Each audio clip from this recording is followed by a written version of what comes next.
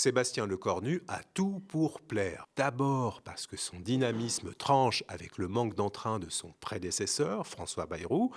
Rien que sa façon de monter les marches de Matignon a fait mentir en direct les commentateurs qui pariaient déjà sur la lenteur de Lecornu. Moi, je pense que le gouvernement n'ira pas vite. Justement, il n'ira pas vite parce que c'est vraiment le quoi avant le qui. Moi, je pense que le gouvernement n'ira pas vite. Hop, au boulot. Faut dire que la tâche s'annonce immense, Lecornu ayant promis de tout changer. Et pour bien lessiver à fond l'héritage laissé par François Bayrou, pour effacer toutes les vilaines traces bien tenaces, Sébastien Lecornu a trouvé une formule magique, prononcée plusieurs fois le mot rupture. Il va falloir aussi changer. Changer. Il va falloir des ruptures. Des ruptures. Et pas que sur la forme. Et pas que dans la méthode. Des ruptures aussi sur le fond. La rupture, c'est ne rien faire comme Bayrou. Alors forcément, ça lui a pris du temps, 33 jours exactement, mais Lecornu a fini par présenter son premier gouvernement totalement différent. Pour le prouver, il suffit de comparer la liste des ministres choisis par Bayrou fin 2024 et celle des ministres du gouvernement Lecornu, annoncée début octobre sur le perron de l'Élysée.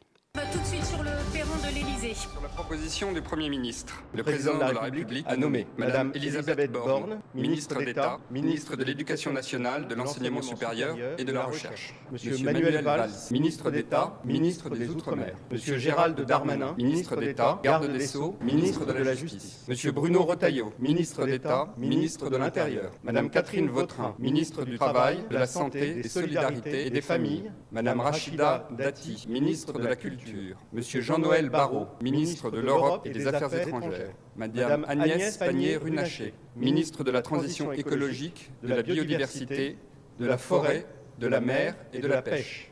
Madame Annie Genevard, ministre de l'Agriculture et de la Souveraineté alimentaire. Madame Amélie de Montchalin, ministre des Comptes publics. Un peu voyant ce copier-coller, non, mais Lecornu débute dans le métier de Premier ministre, alors laissons-lui un peu de temps pour revoir sa copie. A few moments later. Ça y est, c'est fait, le gouvernement Lecornu 2 a été annoncé. Il s'agit cette fois-ci d'un vrai gouvernement de rupture avec une équipe entièrement renouvelée. La preuve en images. Gérald Darmanin est bien confirmé garde des Sceaux, ministre de la Justice. Rachida Dati, ministre de la Culture. Jean-Noël Barrot, ministre de l'Europe et des Affaires étrangères. Annie Genevard, ministre de l'Agriculture. Amélie de Montchalin, ministre de l'Action et des Comptes publics. C'est encore raté, mais pas de quoi décourager Sébastien Lecornu. Il a beau avoir battu tous les records de gouvernement éphémère et de démission express, le nouveau Premier ministre a soudainement ressenti le besoin d'incarner l'autorité. C'est qui le patron ? Sébastien Lecornu, lui, a voulu montrer dès ce matin qui était le patron. Premier déplacement du Premier ministre reconduit. À peine renommé à Matignon, Sébastien Lecornu était en visite ce midi au commissariat de l'Haye-les-Roses. Objectif, occuper le terrain alors qu'il doit composer dans le week-end son nouveau gouvernement. Prendre la pause pour ses premiers déplacements officiels devant des képis et des uniformes bleus, c'est certes une bonne façon de passer dans les JT, mais ça n'est pas très original. Et pour cause, c'est exactement ce qu'ont fait ses prédécesseurs avant lui. Prétendre incarner le changement en copiant les plans com éculés d'Attal, Philippe et Castex, ça tient quand même plus de l'arnaque que du génie. La rupture version Lecornu, cela consiste à faire du neuf avec du vieux, comme vous allez le voir dans ces archives très ressemblantes.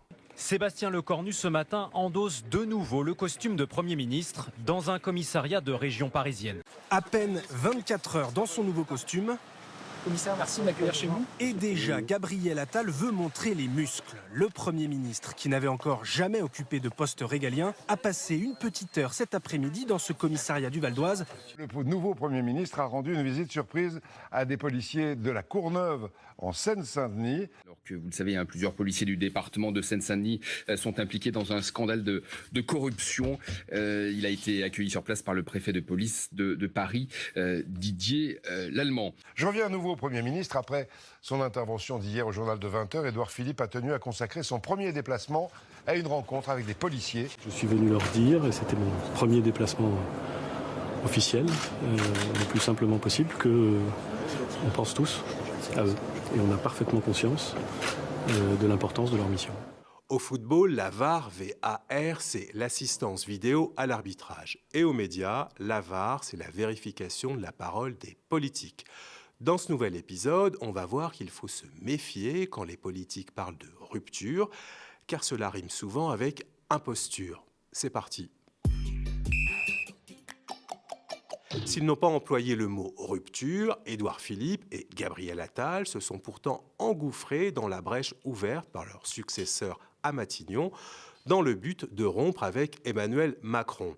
Après la dissolution ratée et des crises politiques à répétition, les deux anciens premiers ministres ont profité de la demi-journée qu'a duré le premier gouvernement Lecornu pour rompre définitivement les amarres avec ce qu'il reste du macronisme. On commence avec un Gabriel Attal qui se la joue Lost in Translation, enfin qui se la joue, qui surjoue la déception et l'incompréhension. Comme beaucoup de Français, je ne comprends plus les décisions du président de la République. J'ai dit que je ne comprenais pas ces décisions qui ont été prises depuis un an avec la dissolution et ce qui en a suivi. Il y a eu la dissolution. La dissolution qui est en elle-même une décision incompréhensible. Et il y a depuis des décisions qui donnent le sentiment d'une forme d'acharnement à vouloir garder la main. Je dis que je ne comprends pas certaines décisions, ça me semble plutôt être de la lucidité. Je ne comprends plus les décisions du président de la République. Je ne comprends plus les décisions d'Emmanuel Macron, avez-vous dit.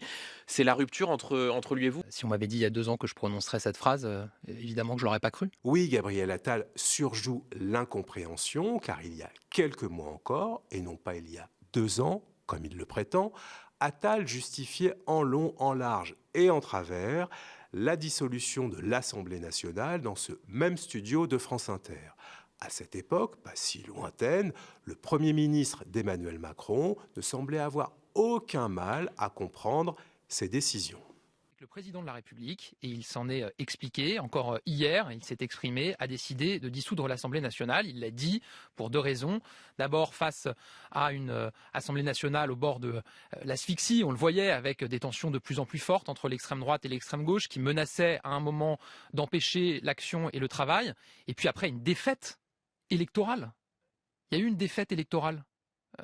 Sur une élection européenne. Au moment des européennes, avec près de 50% des Français qui ont fait le choix de voter pour les extrêmes. Et donc, dans ces conditions, le président de la République a décidé de ce qu'il appelle ce moment de clarification. Oui. Et pour afficher sa rupture avec celui à qui il doit absolument tout, Attal endosse désormais le rôle du traître qui ne soutient plus ouvertement Macron. Comparons 2 séquences.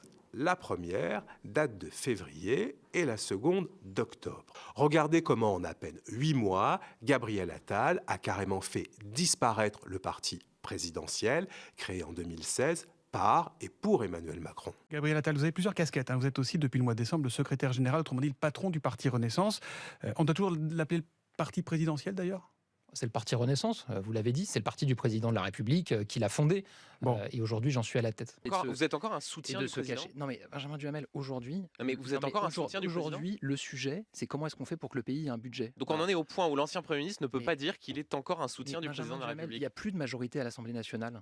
Vous avez aujourd'hui des partis qui sont représentés à l'Assemblée nationale, aucun ne peut former une majorité. Donc le sujet, il n'est plus dans le rapport au président, il est dans le rapport aux autres partis politiques qui sont représentés à l'Assemblée. Pour Édouard Philippe, sa relation avec Emmanuel Macron, il l'a souvent décrite par des mots évoquant une bromance politique quasi parfaite, parce que c'était lui, parce que c'était moi, mais bon, ça, c'était avant, quand il était Premier ministre. Je voudrais vous dire avec le plus grand calme et la plus grande sérénité que ni vous, monsieur le député, ni aucun commentateur, ni personne jamais ne mettra le début du commencement de la moitié d'une feuille de papier à cigarette entre le président de la République et le Premier ministre. Confirmez-vous des tensions, voire des désaccords avec le président de la République? J'ai toujours eu dans nos relations constaté et me réjouir d'une confiance, d'une fluidité qui, je crois, a peu de précédent. C'est toujours le cas et j'espère que ce sera toujours le cas. Et je crois que ce sera toujours le cas. Ce sera toujours le cas. Ce n'est désormais plus du tout le cas. À 1 an et demi de la présidentielle, Édouard Philippe aimerait bien raccourcir le délai. Et pour accélérer FISA, il n'y va pas par 4 chemins.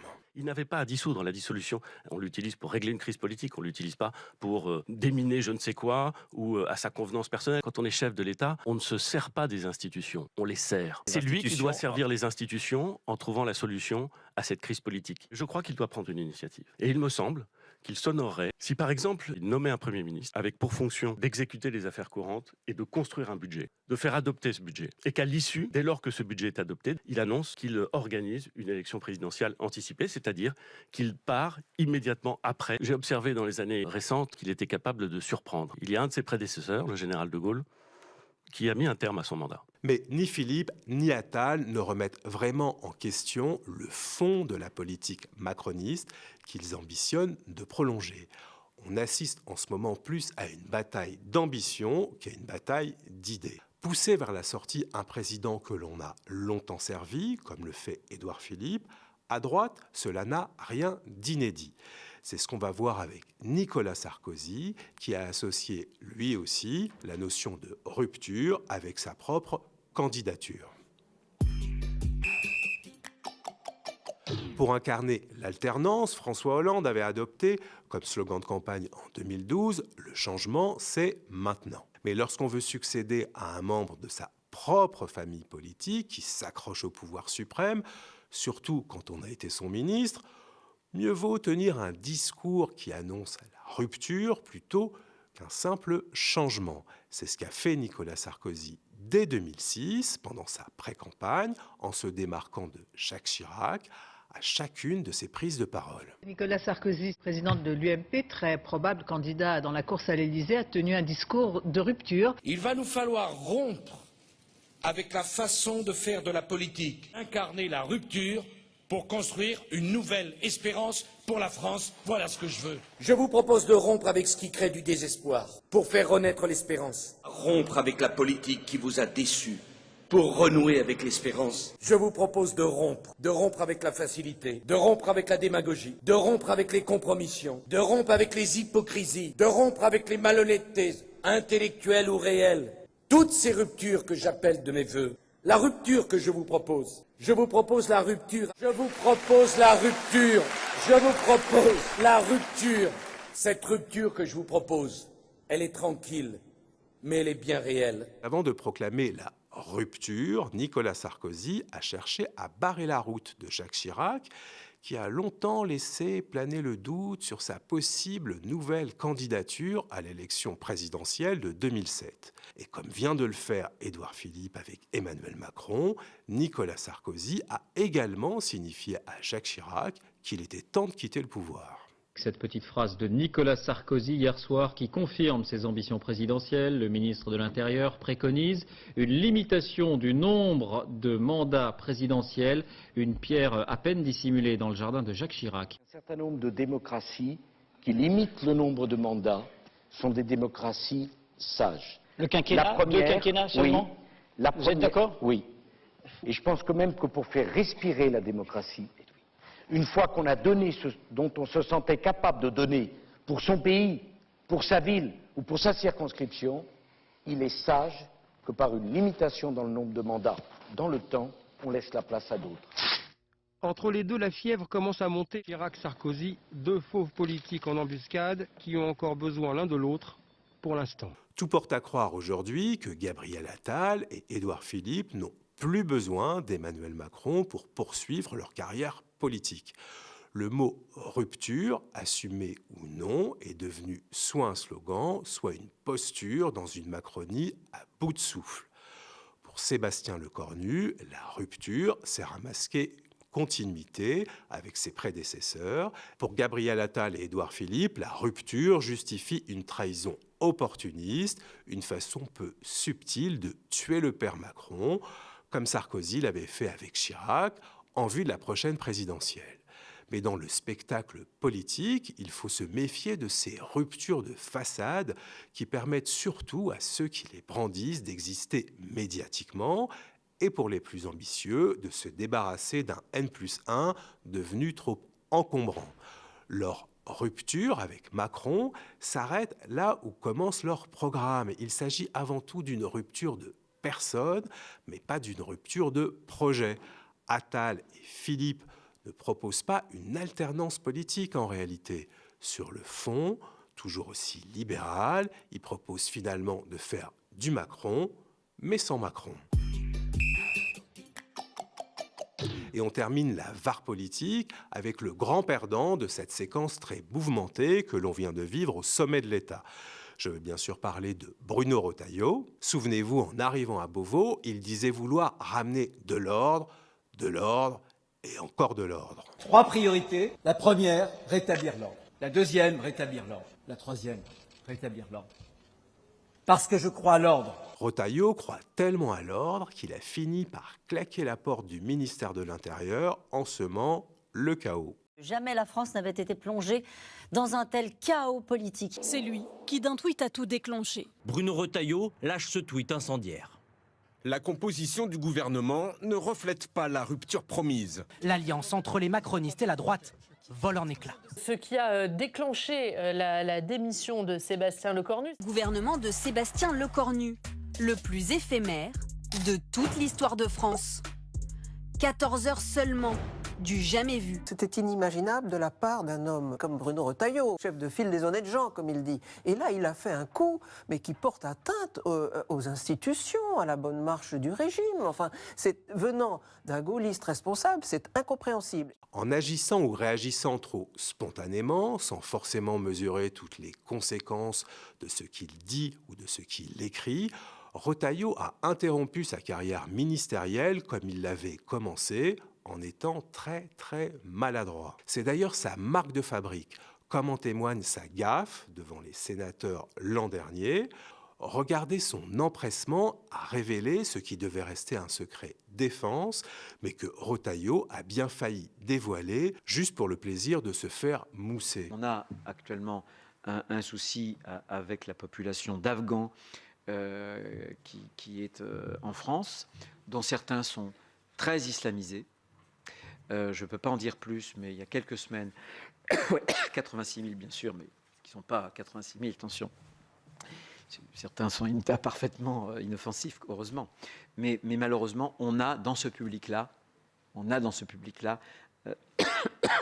une cible qui est une cible qui est une menace. Un des derniers attentats qu'on a déjoué, mais ça je veux pas que ça soit dans le compte-rendu, il y a quelques semaines. D'accord, c'est filmé, très bien. Bon, ben vous m'aurez compris. Voilà. Vous m'avez compris. La parenthèse Retailleau au ministère de l'Intérieur aura eu le mérite de mettre en lumière ce qui lui fait cruellement défaut. Un manque de retenue, une envie de vouloir toujours tout précipiter et une incapacité permanente à anticiper. En accédant tardivement à la lumière, le Vendéen a surtout montré qu'il n'a pas su rompre avec ses propres impulsions et son manque de vision. En ne sachant pas pratiquer la rupture avec lui-même, Bruno Retailleau a seulement prouvé qu'il ne possède pas l'envergure ni la stature d'un homme d'État. Bon débarras. Voilà, c'est terminé. Merci d'avoir suivi ce nouvel épisode de la VAR politique. Dites-nous ce que vous en avez pensé en laissant un commentaire. Likez si vous avez aimé et restez connectés aux médias.